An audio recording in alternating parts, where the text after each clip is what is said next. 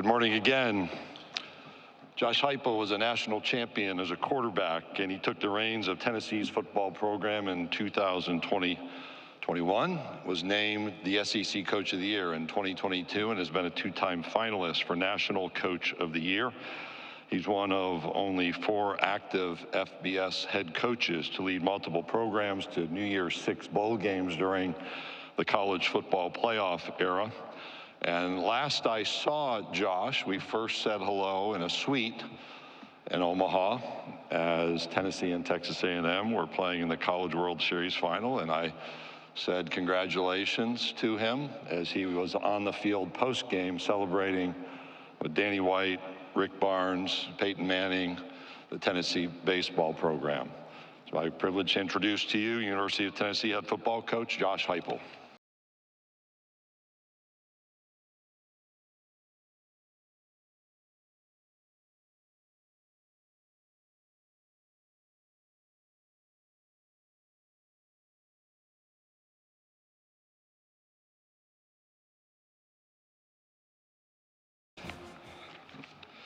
Great to see everybody. Hope everybody enjoyed their extended long vacation here over the course of the summer. Commissioner, thanks for the kind introduction. He mentioned that last time I got a chance to see him, we were in Omaha, and as I was getting ready to come here, got a chance to see Coach Vitello on the MLB draft a couple nights ago. Obviously, the All-Star game is here tonight, and this is the first time I've had an opportunity to talk since I got a chance to go to Omaha and watch Seymour and Blake and Coach Vitello bring home a championship to Rocky Top. What an unbelievable experience, opportunity to watch the game with Coach Barnes, Danny, our athletic director, get a chance to be on the field and celebrate that moment. Really proud of what they did, bringing home a national championship to Rocky Top, what Coach Vitello has built there, and have an opportunity to have my son with me and really my entire family. So great night. You look at the success that our brand, our logo has had recently with baseball, but basketball during the course of the winter, and you look at all the team sports across the board being in postseason play. I think it really speaks to the trajectory of our university, our athletic department, where it's going, but it also speaks to the leadership that we have there. So fortunate to work with Danny White, our athletic director, Chancellor Plowman, and President Boyd.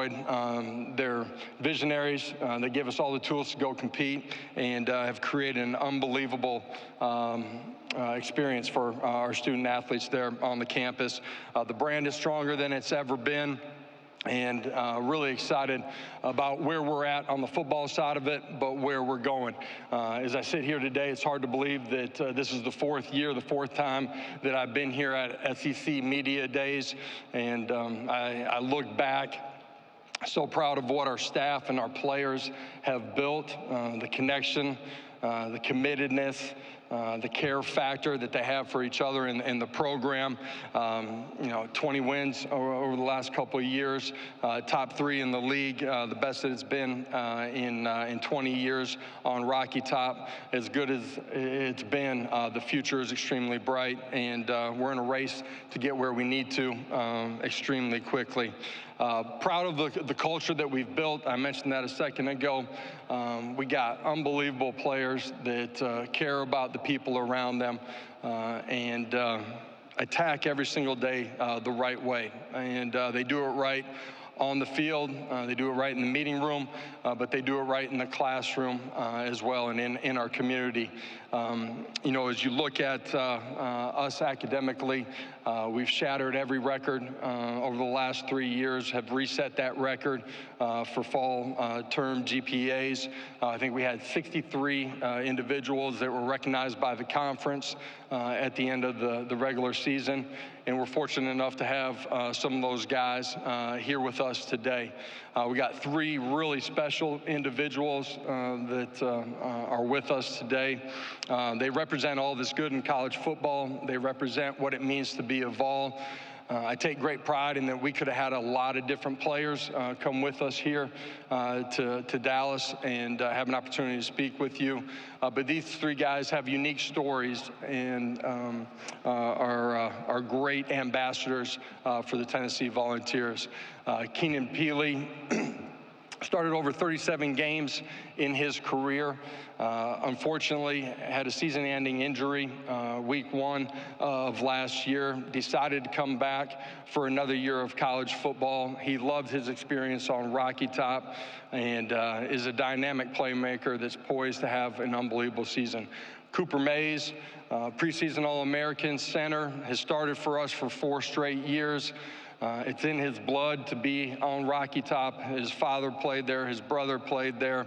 It's vitally important to him, and he's a great member of our squad, and he's got great understanding of who we are offensively, the ability to communicate, and has great leadership skills as well.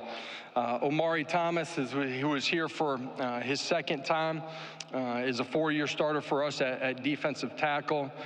He's kind of the mayor inside of our locker room. He is our SEC representative on the NCAA Football Oversight Committee, but is vitally important to who and what we are as a program. In our 4 years there, he's been a great leader every single year. This football team that we have, when we embarked on our offseason, when we got back in January, it's a unique roster in that we're really experienced at certain spots, in particular on the line of scrimmage, and we have some youth that surrounds them. The challenge has been that our young guys can't be young when we get to the fall. The leadership that we have from our veterans, the young guys coming in, buying into the culture, competing every single day. This has been a great group, a great team up until this part of the offseason, the first 3 quarters of our offseason. They've been unbelievable in their work habits, their competitiveness, how they've attacked every single rep, every single day, and I cannot wait to get to training camp. I'm ready to go compete with these guys on the grass. And I know Vol Nation is excited about the season that we're ready to embark upon as well. It's hard to believe that training camp's right around the corner, in less than 2 weeks. We're ready to go compete. We got great renovations that are going on inside of Neyland Stadium, one of the great venues in all of sports, let alone college football. Our fan base is extremely passionate. Season ticket waiting list of over 15,000 people, and we'll be ready to go kick off here in a little over a month. So with that, I'm going to open it up to questions. Thank you, Coach. If you have a question, please raise your hand. We'll get Seth, Diego, and Nolan. Please, again, give your name and affiliation before your questions. So, Coach, we'll start over here to our left on the second row. Hi, Coach. Nick Kelly, AL.com. You've got another South Dakota native in the SEC with Kalen DeBoer joining. Yeah. What's that like to have a South Dakota native on the other side of the third Saturday in October rivalry? Yeah, I'm not sure anybody pictured 2 South Dakotans being in the SEC a few years ago. Kalen's somebody that I've known for a long time. I was a little bit younger, watched him as an athlete, and then through our coaching paths have crossed and stayed in contact at different times. Excited to have him in the league. Great person, great coach, and we'll be ready for Saturday in October. Coach, we'll go down the center aisle about 3/4 of the way back. Coach Billy Jones, George Plaster Show, Nashville, Tennessee. Last year you talked about, as your program progresses, inches become harder to move than miles. I'm curious how you thought your team did in moving those inches. If not, what can you do to do that better this season? Yeah, if I said miles, I'm not sure that miles might have been right. Certainly maybe feet or yards. I'm really proud of a lot of what we did last year. Us, finishing New Year's Day Bowl, a win, the 20 wins over the last 2 years, most of that Tennessee's had in the last 2 decades. At the same time, that's obviously not the standard for where we want to get to. But proud of the steps that we took. We had some setbacks on some Saturdays, but that's why you get up, line up, and go compete every single day to go be your best. And this group's been fantastic. I'm really excited about the future of who and what we're going to be. When I took this job 3 years ago, everybody can go back and kind of research, what we were embarked on as far as challenges and how we had to navigate those. And we're at the point now where we're almost free and clear of navigating all of those things. Our roster is, the deepest that it's been by far, and inside of this league, that's important as you go through the season. I couldn't be more excited about going and lining up with this group this fall. Coach, we'll go in the section just in front of you to the right. Coach, Emily Grace McWhorter from the next round. You and Coach Halsley are familiar with Oklahoma. Is there anything you're looking forward to, particularly when you travel to Norman this September? Yeah, first time that I will have been back. It will be unique for myself to be on the other sideline. Obviously, there's been a lot of Saturdays where I was on the home sideline. But there's so many, great teammates, friends that will be there. Got great respect for the university, the program. A lot of friends that are coaching on the opposing sideline that day. Former teammates that will be coaching on that opposing sideline too. So it'll be unique to be back there, but excited to be there. Okay, we'll go back over here to our left-hand side, 4 rows. Travis Brown, KBTX.com. What have you liked and not liked about the helmet communicators in your practice time with them? Practice communication, being able to take that to game day, quickest, most efficient, effective way to communicate with somebody on the field. Gives you a chance to solve some of the problems in an immediate way.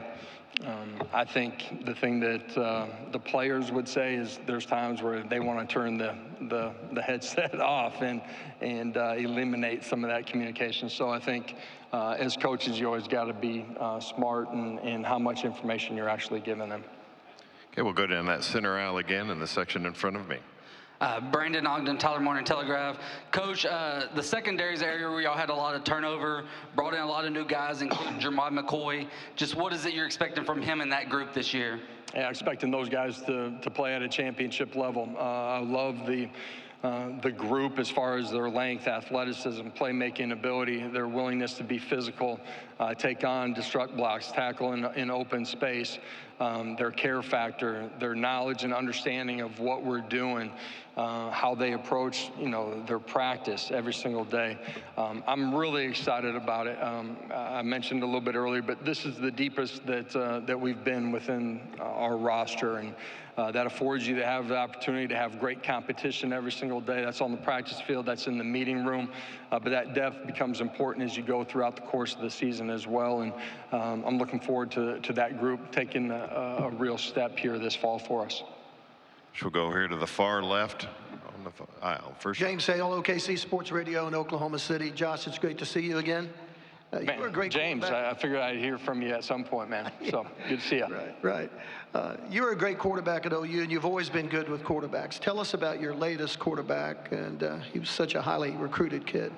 Yeah, was highly recruited because of his athletic traits. He's got the ability to throw the football sideline to sideline, vertically down the football field, extremely accurate, loose, quick triggered arm. He's got the ability to extend and make plays with his feet. That's as a runner that's, evading and making a play down the field. The thing that I've loved about Nico is, when he came into the building, he wanted to earn the respect of his teammates, and you do that through your actions, not your words. Everybody understands how hard he works to become the best that he can at his craft. He takes great ownership in his skill set and developing it, understanding of our offense, and as a young player, gets his first start in the bowl game. One of the best compliments you can give to a quarterback is when it goes from the practice field to the game field, it slows down for him. During the course of the bowl game, it slowed down for for him. Thought he was in great command out there. Now, there's a lot of things that he learned from that game. He's had great urgency in his preparation all offseason. I'm really excited to see his growth and development as a young quarterback throughout the course of this 24 journey. Okay, we'll go right in front of me, the second row, Barry. Barry Trammell with the Tulsa World. Hey, Josh, can you reflect on 25 years now since you came to Norman? You're going back to Norman in September. Guy that came in with you, Brent's the head coach on the other side. Yeah. OU's joined the league that you've established yourself in. Just the crazy nature of your journey as it relates to Oklahoma. Barry, I feel like only you could have predicted that all these things would have happened 25 years ago. You know, I mean, as the grand wizard of Oklahoma media. You know, Coach Leach recruits me. Brent, I got great respect for Brent. You know, playing while he was coaching, but also being beside him in the staff room. You know, I don't know that I ever forecasted they were coming into this league, Oklahoma. It's just those are two really good brands coming in. Obviously, Oklahoma, my experience there. I think it's an exciting time to be in this league, and really unique that I'll have an opportunity to go back to Oklahoma. It'll be a completely different viewpoint that Saturday afternoon or evening, whenever the game is. But it'll be unique for me. I got family that still lives back there. A lot of friends, teammates, you know, still, you know, coaches that I stay in contact that coached me while I was there, and obviously administration too. So it'll be a unique Saturday. We'll go stay in this section in front of me over here on the left aisle. Connor O'Gara, Saturday Down South. Josh, why did you ultimately not bring Nico Iamaleava here? Man, it's not about why I didn't bring Nico. It's about why the three guys that I talked about earlier are here. And these are guys that are in 6-year plus that have unique stories and are great ambassadors, but great leaders inside of our program. And felt like, you know, in our track record, my track record of who we've brought here, we've brought veteran guys. And so it's not about Nico, it's about, you know, these three guys, why we made that choice. Okay, we'll stay in the same section on the right aisle. Hey, Coach. Chris Phillips, SEC Unfiltered. Chris Brazel's a guy who's gotten a lot of hype this offseason, the Tulane transfer. Just talk about what makes you so excited about him, and then the rest of that wide receiver group, the luxury it is to help a young quarterback with some of the talent you've got in that room. It's always a luxury as a quarterback to have guys that have the ability to separate, create bigger windows, that have length to go up and attack the football, have the skill set to defeat press at the line of scrimmage, let you get the ball out of your hands, not sit back there and take a bunch of hits. Chris is somebody that has got a lot of talk about because of what he's done on the field. Been a great teammate, but he's been a dynamic playmaker up until this point as we went through spring ball. And his best is still coming. He's continued to grow and mature physically. Just his strength, explosiveness, size to his frame, what he's done, you know, since he got there in January. Really excited about him and looking forward to having a great training camp with him. Coach, we'll go over to our right-hand side, about 3/4 of the way back. Yeah, Dean Blevins, News 9, Oklahoma City. Josh, back on Nico, it sounds like the learning curve that you're expecting that him to hit the ground running, and it's not going to be any wait till mid-season to gain your form. Is that accurate? Well, I should certainly hope not. You know what I mean? We want him to hit the ground running. He's a young quarterback. Played really well in the bowl game.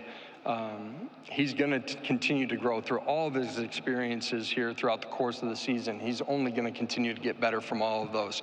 But we expect him to play at a really high level from the very beginning, and we need that from him. Okay, we'll go in the center aisle, straight down the aisle, right there in the center. Hey, Josh, Trey Wallace with Outkick. The relationship with Tony Vitello and how you've been able to use the baseball program to kind of cross-recruit with football. What has that been like for the last 3 years, and how have you used Vitello to maybe land a few players on y'all's roster? At times there's baseball, football guys that you're recruiting, so having a clear dialogue with him, I think, is really important, him and his staff. But I think one of the great things, when it's going good all year long as far as your logo being in front of recruits. And so what Coach Vitale has done on the baseball side of it, or Coach Barnes has done on the basketball side of it, those are great experiences for recruits when they come to campus. They get a small taste of what Vol Nation is like and what game days are going to be like in front of 102,000 inside of Neyland Stadium. Okay, we'll go over to our right, Coach, on the near over to the right side. Hey, Coach. Steve Moulton, WZZN out of Huntsville, Alabama. I did want to ask about building a program, and you've done it at a couple of places. That was Central Florida and now at Tennessee. With the portal and all the portal that entails, is it easier, harder to build a program how you'd like to? Well, I think the portal has positives and negatives within your own roster, right? You lose some, you gain some. The portal gives you the ability to go patch holes on your roster quicker than it could happen just through general high school recruiting. It's a little bit like junior college recruiting used to be, where you had immediate needs and had to patch your roster. Going to the center aisle, about 3/4 of the way back, right in front of the camera. Hey, Coach, Rick Butler with Rocky Top Insider. Can you just talk about the impact of your two new assistant coaches with Inge and Sims heading into this fall, which is what they've been able to do in the spring and summer so far? Yeah, two guys that are elite teachers, that are relationship driven, their ability to gain trust from the players inside of their position rooms as quickly as they did, parlayed itself into both of those position groups having great springs. And they've had great summers too, but just the on-field experiences, our linebackers, I thought, played with great eyes, lineman assignment, their communication, their ability to destruct blocks. They were playing their best football as a group that they had since we've been there. And Coach Sims has done an unbelievable job with the running back. It's a young group outside of Dylan Sampson that have really grown in their understanding and their football IQ. Really excited to see him continue to develop that group here as we get into training camp. Coach, we'll go in the section in front of my table on the far left aisle, 3/4 of the way back. Yeah, Michael Cobble, WBRZ TV in Baton Rouge. You just mentioned Dylan Sampson. What kind of role do you expect for him to have this year, maybe an increased opportunities for him? Yeah, he will have increased opportunities. He's a guy from the moment that he got there, had great feel, pace, and vision. He's done a great job with the ball in his hands and out of his hands. He's become a really good pass protector. He's got the ability to help you in your return game as well. After his freshman year, his ability to impact his teammates, Dylan's one of the strongest leaders that we have inside of our locker room. Just a dynamic personality that isn't afraid to call on his teammates and make sure that they're meeting the standards. He's going to have a great year for us. We'll go back over to the left-hand side in the orange. Hey, Coach, Bruce Marshall from WHBQ in Memphis. A schedule question for you. 2 years ago, you had that game at Pitt that I really thought kick-started you guys early in the season.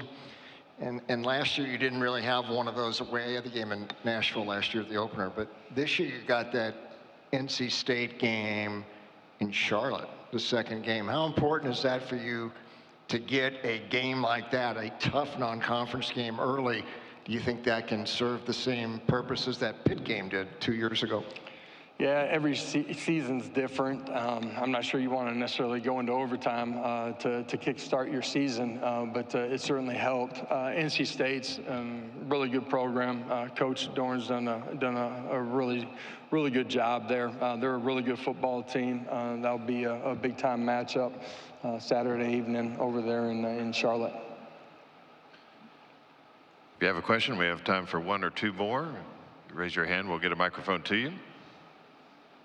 All right, all the way up at the front. Guys, if we could get all the way up the front. Got one right in the front row.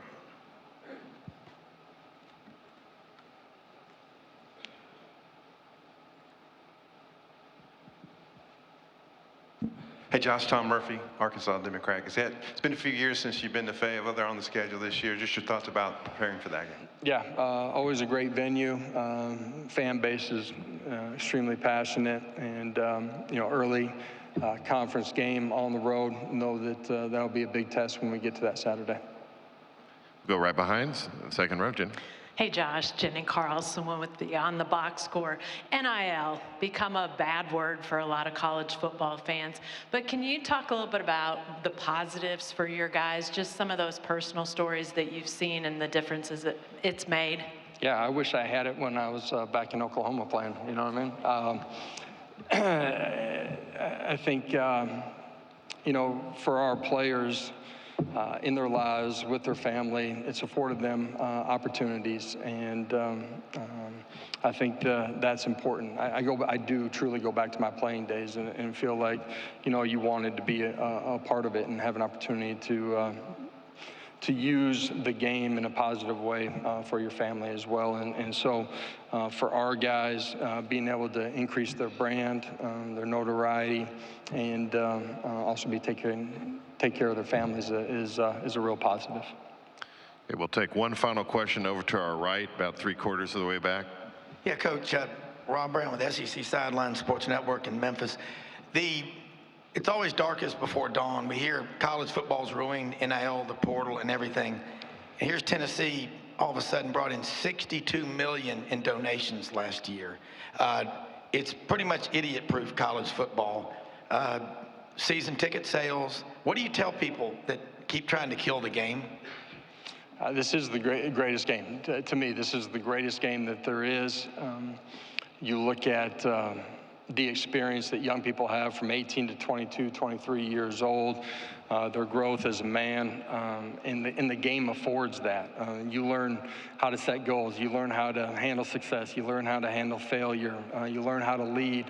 You learn how to get yourself ready to be the husband, the father that you want to be when football ends, and it ends for everybody someday.